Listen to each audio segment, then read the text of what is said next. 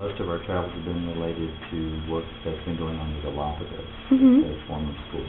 Gotcha. And then most of the Guatemala was actually 2 schools back. That was from Birmingham Southern, the work we were doing there. And then the Alabama folk art, when we lived in Alabama, was from an Alabama Humanities Foundation, a grant that was part of Learning to Tell the Story of Alabama folk artists. And then what did you do down when you were visiting South America and Ecuador and Guatemala? Mostly, studying Spanish early on in Guatemala. Roger more so and better than I, and just traveling around. Gotcha.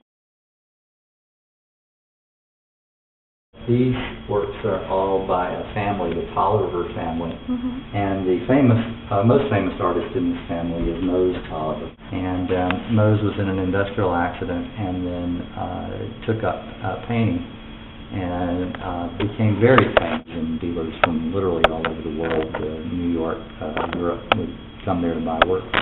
And this is I find this interesting. Mose's daughter Annie went on to become a fairly well-known folk artist as well. So Mose T and Annie T.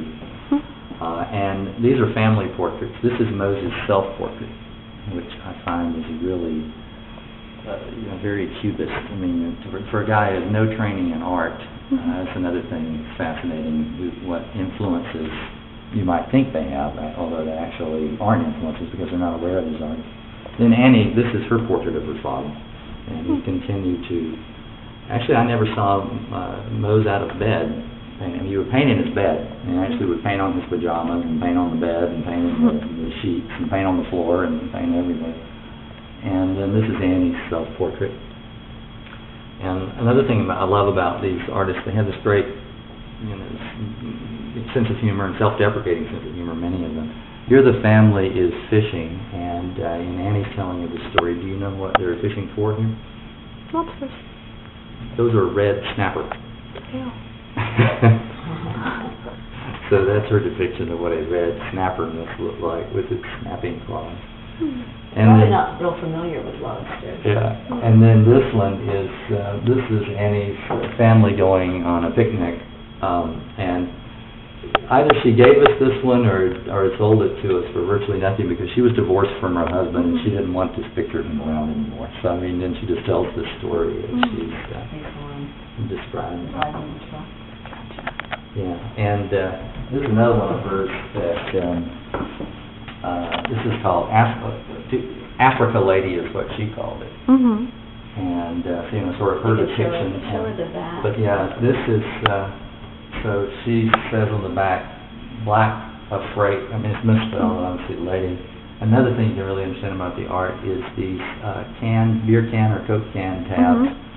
They actually put on the art to become the hangers for the art. So really nothing is ever wasted in this creation of these works. Are you familiar with snake handling tradition? No, I'm really not. Yeah, there is a branch of fundamentalist evangelical Christianity, usually Baptist, or Church of God is another term for this, in the Appalachian Hills of throughout the South. And there are scriptures that the ministers will reference that say if you have the power of God behind you, then nothing can harm you. And they will demonstrate their faith by handling poisonous snakes and drinking strychnine. Wow. And so in one of these services, you'll have a minister who cites these verses and then will take up snakes. I mean, the term is take up snakes. Or they'll just dump the snakes loose to work their way down the aisle of the church. And in this process, someone usually does what they call speaking in tongues. So they will stand up and start speaking in this incomprehensible language. It has a lot of la la la in it. And so glossolalia is actually a term for this. So they might stand up and have